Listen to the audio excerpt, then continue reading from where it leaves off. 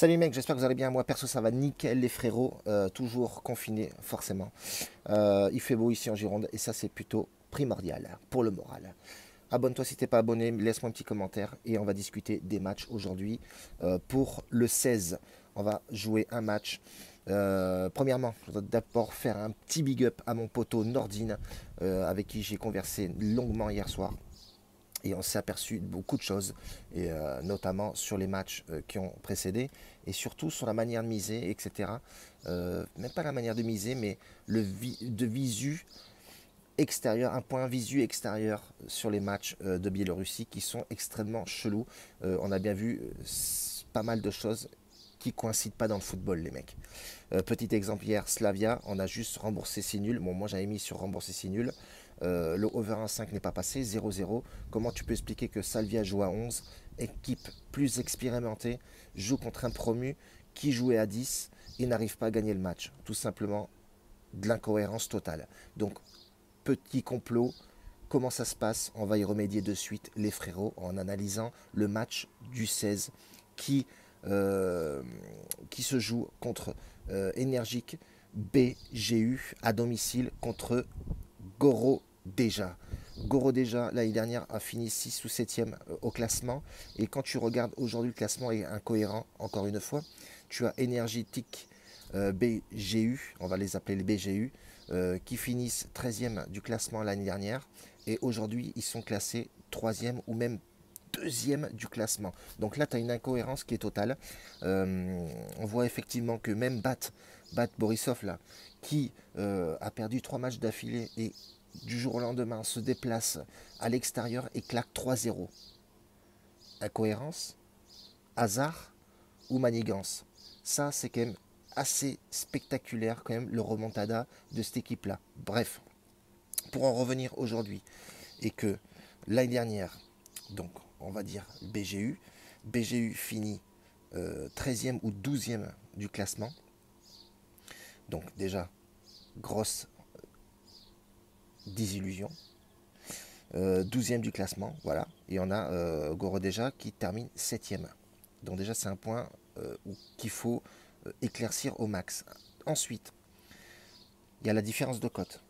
Voilà, la cote 1,80 à domicile pour Énergétique. Ils sont quand même deuxième du classement. Logiquement, quand tu as une équipe qui joue deuxième du classement au tableau, qui joue une équipe qui est pas trop bien en ce moment, quand tu regardes les statistiques, on peut voir effectivement, ouais, 2 matchs gagnés d'affilée pour Gorodeja. Et quand tu regardes Énergétique, ils ont gagné 3 matchs, ils ont perdu 2 matchs. C'est quand même l'équipe qui est classée deuxième. On a Gorodeja qui est classé 9e, donc pas forcément en forme. Quand tu regardes l'état de forme des deux équipes, même si c'est un début de championnat, ça fait que la 5e journée, mais tu vois quand même qu'il y a une incohérence dans les matchs. Ensuite, la façon de miser. On voit effectivement que tout le monde se rue sur les cotes les plus faibles. Pourquoi? Ben voilà, ils se disent que logiquement, énergétique, classé deuxième, cote à 1,80, peut-être cohérent au niveau de la bête, au niveau de la cote, pardon. Et on va pas jouer forcément Goro déjà.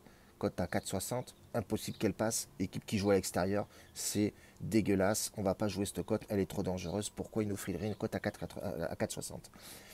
Chose qu'il faut analyser correctement, plus en profondeur. On a vu effectivement que j'ai regardé toutes les équipes, et bien ça joue. Les équipes ont quasiment le même niveau. Quand tu vois l'état des terrains, le jeu qui fournit, quand tu vois l'envie qu'il donne dans les matchs, tu vois, moi je vois Slavia hier jouer, j'étais sur le cul.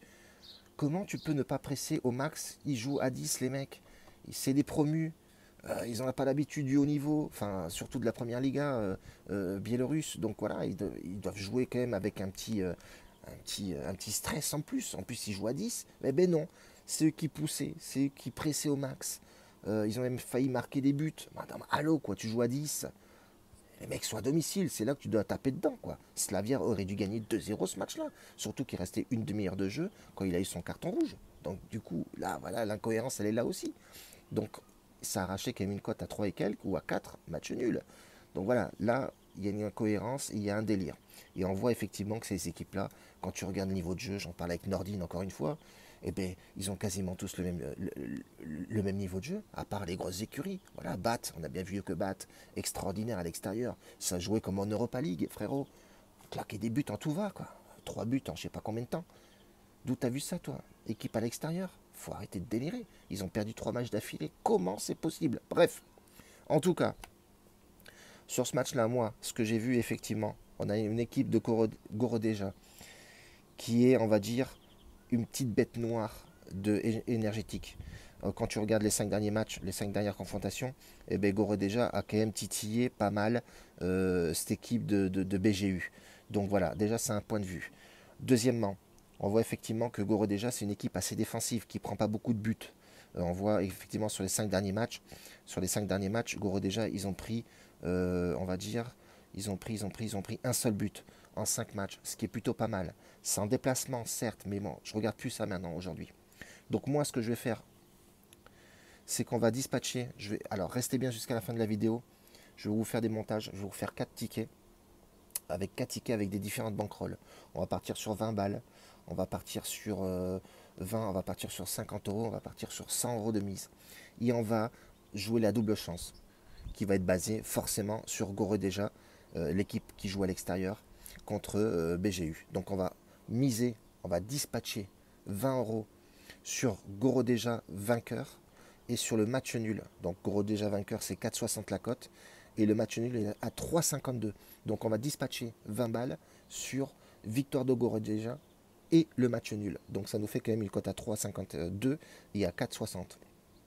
Idem pour le 50 euros, on va le dispatcher sur la victoire et sur le match nul. Et 100 euros, pareil, identique.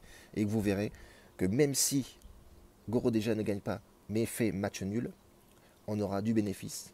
On rattrapera notre mise et on aura du bénéfice, une trentaine ou une quarantaine ou une cinquantaine d'euros suivant les mises que tu joues. Effectivement, si BGU gagne à domicile, je ne vais pas vous faire de surprise. Ça ne passera pas. On perdra le bet.